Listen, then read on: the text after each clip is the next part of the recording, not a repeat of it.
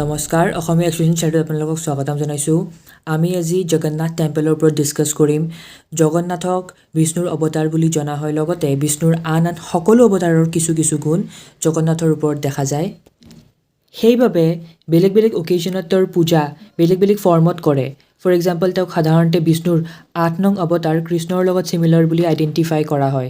তাৰোপৰি জগন্নাথৰ মূৰ্তি কাঠেৰে বনোৱা হয়, যাৰ বাবে তেওঁক বিষ্ণুৰ নৰসিংহ অৱতাৰৰ লগত আইডেণ্টিফাই কৰা হয়। নৰসিংহই কাঠৰ খুঁটিৰ পৰা প্ৰকট হৈছিল।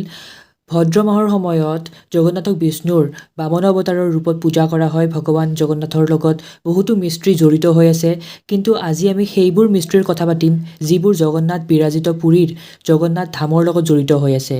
যদি চেনেলটোত আপোনালোকে প্ৰথমবাৰ আহিছে তেনেহ'লে ছাবস্ক্ৰাইব কৰিব। চ' ডিছকাশ্যনটো ষ্টাৰ্ট কৰোঁ। জগন্নাথ ধাম মন্দিৰটোক গংগা ডাইনেষ্টিৰ অনন্তবৰ্মন চৌদাগংগাৰ দ্বাৰা 12th চেঞ্চুৰীত বনোৱা হৈছিল। অনন্তবৰ্মন অৰিজিনেলি শৈৱ আছিল, কিন্তু পিছলৈ বৈষ্ণৱ হৈ পৰে আৰু জগন্নাথ মন্দিৰৰ নিৰ্মাণ কৰে। জগন্নাথ ধাম হিন্দু ধৰ্মৰ 4টা ধামৰ মাজত এক, বাকী 3টাৰ এটা হ'ল হিমালয়ৰ উচ্চ শৃংগৰ বদ্ৰীনাথ ধাম, ৱেষ্টাৰ্ণ কোষ্টৰ ওচৰত দ্বাৰকা আৰু ছাউথ ইণ্ডিয়াত থকা ৰামেশ্বৰম। বিশ্বাস কৰা হয় যে ভগৱান বিষ্ণুৱে এই 4টা ধামত ট্ৰেভেল কৰিছিল আৰু ভোজনৰ বাবে জগন্নাথৰ ধামত গৈছিল। জগন্নাথ ধামত লৰ্ড জগন্নাথৰ লগতে তেওঁৰ দাদাক লৰ্ড বলভদ্ৰ আৰু ভনী লৰ্ড সুভদ্ৰাৰ মূৰ্তি আছে। পুৰীৰ নিজা ইতিহাস আছে আৰু হিন্দু ধৰ্মৰ 7টা পবিত্ৰ নগৰৰ ভিতৰত ই অন্যতম। এনচিয়েণ্ট টাইমত উৰিষ্যাৰ নাম উৎকাল আছিল। ই চি ট্ৰেডৰ বাবে বিজনেছৰ ক্ষেত্ৰত ইম্পৰ্টেণ্ট ৰিজন আছিল। তাৰোপৰি ইয়াক পুৰুষোত্তম ক্ষেত্ৰ, নীলাঞ্চল, নীলগিৰি আৰু জগন্নাথ পুৰী নামেৰে জনা হৈছিল। জগন্নাথ ধামৰ এটা স্পেচিয়েলিটি হ'ল বেলেগ মন্দিৰৰ দৰে ইয়াত পাথৰ বা মেটেলৰ মূৰ্তিৰ পৰিৱৰ্তে কাঠৰ মূৰ্তি ৰখা হৈছে আৰু এই মূৰ্তিবোৰৰ বহুত ৰহস্য আছে। এই মূৰ্তিবোৰক প্ৰতি 12 বছৰত সলনি কৰা হয়। প্ৰতি 12 বছৰত নতুন কাঠেৰে জগন্নাথ, বলভদ্ৰ আৰু সুভদ্ৰাৰ মূৰ্তি তৈয়াৰ কৰা হয়। এই অনুষ্ঠানটো বহুত চিক্ৰেটলি পালন কৰা হয়। যোনদিনা এই মূৰ্তিবোৰ সলনি কৰা হয় সেইদিনা চহৰখনৰ কাৰেণ্ট ষ্টেট গভৰ্ণমেণ্টৰ ফালৰ পৰা কাটি দিয়া হয়। মন্দিৰৰ ছিকিউৰিটিৰ ওপৰত গুৰুত্ব দি তাৰ আশে-পাশে CRPFৰ দ্বাৰা ঘেৰি ধৰা হয়। মন্দিৰৰ ভিতৰত প্ৰৱেশ নিষিদ্ধ কৰা হয়। তাৰোপৰি মন্দিৰৰ মূৰ্তি সলনি কৰাৰ দায়িত্ব তাৰে সকলোতকৈ ডাঙৰ পূজাৰীক দিয়া হয়। কিন্তু তেওঁ মন্দিৰৰ ভিতৰত যেনেকৈ তেনেকৈ যাব নোৱাৰে। তাৰ আগতে তেওঁ নিজৰ চকুত কাপোৰ লৈ ল'ব লাগিব। পৰিৱেশটো আন্ধাৰ হৈ থাকে। এই চেৰেমনি কোনো চাব নোৱাৰে। ইনফেক্ট পূজাৰীজনেও যিয়ে ইয়াৰ কামবোৰ সম্পন্ন কৰে। মূৰ্তি সলনি কৰাৰ সময়ত পূজাৰীয়ে পুৰণি মূৰ্তিৰ ভিতৰৰ পৰা এক পদাৰ্থ ওলায়, যাক ব্ৰহ্ম পদাৰ্থ বুলি কয়, আৰু তাক নতুন মূৰ্তিত থৈ দিয়ে। এই পৰম্পৰা মন্দিৰটো স্থাপন কৰাৰ পিছৰে পৰা চলি আহিছে, কিন্তু এই চিক্ৰেট পদাৰ্থটোৰ বিষয়ে যাতে কোনোৱে গম নাপাওক সেইবাবে মূৰ্তি সলনি কৰা লোকজনকো ব্লাইণ্ড ফল্ড কৰি দিয়ে। লগতে গ্লভছো পিন্ধাই দিয়ে যাতে ইয়াক চুই পেলাই ফিল কৰিব নোৱাৰে যে কি হয়।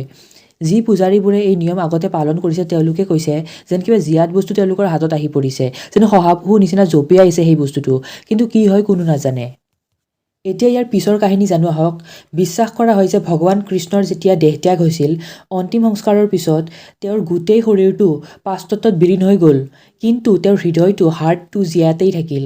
এই সামান্য অৱস্থাতে ধপধপাই আছিল। কোৱা হয় যে তেওঁৰ হাৰ্টটো এতিয়াও সুৰক্ষিত হৈ আছে আৰু জগন্নাথৰ মূৰ্তিৰ ভিতৰত এতিয়াও সামান্য অৱস্থাত ধপধপাই আছে।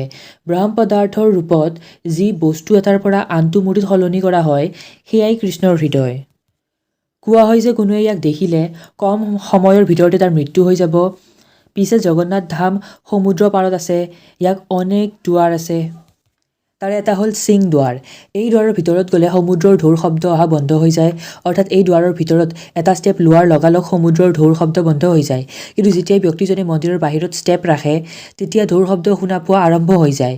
এয়া মায়াই হয় নে চাইণ্টিফিক ৰিজন এতিয়ালৈ গম পোৱা হোৱা নাই। তাৰোপৰি এই মন্দিৰৰ ওপৰেৰে কোনো চৰাই নুৰে আৰু মন্দিৰৰ ওপৰতো কোনো চৰাই বহি নাথাকে।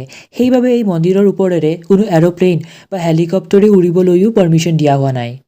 কিন্তু ইয়াৰ ওপৰেৰে কিয় কোনো চৰাই নুৰে সেয়া আজিলৈকে কোনোৱে গম নাপায়। এই মন্দিৰটো বহুত ডাঙৰ এৰিয়াত বনোৱা হৈছে আৰু ইয়াৰ সকলোতকৈ ডাঙৰ শিখৰটোৰ শ্বেডো বা ছাঁ নপৰে কেতিয়াও। 14 ফিট ওখ শিখৰটোৰ ছাঁ দিনৰ কোনো সময়ত নপৰে, এয়াও এক ৰহস্য। এই মন্দিৰৰ ওপৰত থকা ফ্লেগ গধূলি সলনি কৰাৰ পৰম্পৰা আছে। যদি কোনোদিন ইয়াক চেঞ্জ কৰা নহয় তেনেহ'লে মন্দিৰটো অহা 18 বছৰলৈকে বন্ধ হৈ যাব, তাৰ পিছতে খোল খাব, আৰু এনেকুৱা কিয় হ'ব সেয়াও এক ৰহস্য। মন্দিৰৰ ওপৰত এক সুদৰ্শন চক্ৰ বনোৱা হৈছে আৰু ইয়াৰ স্পেচিয়েলিটি হ'ল যিফালেৰে ইয়াক চোৱা নহয় নহওক কিয় ইয়াৰ মুখখন সেইফালেই থকা নিচিনা লাগে। এই মন্দিৰৰ আৰু এটা ৰহস্য হ'ল ইয়াত এটা পাকঘৰ আছে, যিহেতু ইয়াত বিষ্ণুৱে ভোজন কৰিব আহিছিল। ইয়াত 500 লোকৰ খানা বনোৱা হয় বৰ্তমান, আৰু 300জনে খানা বনোৱাত হেল্প কৰে।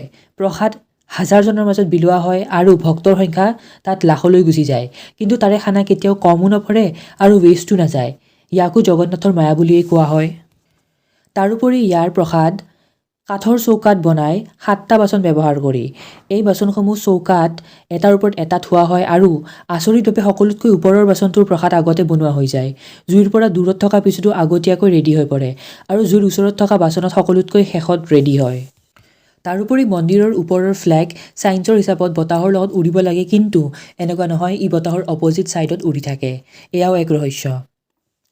চ' আজিৰ কাৰণে ভিডিঅ'টো এইখিনি। আশা কৰোঁ ভিডিঅ'টো যদি ভাল লাগিল লাইক, শ্বেয়াৰ এণ্ড ছাবস্ক্ৰাইব কৰিব এণ্ড বেল আইকন প্ৰেছ কৰি নটিফিকেশ্যন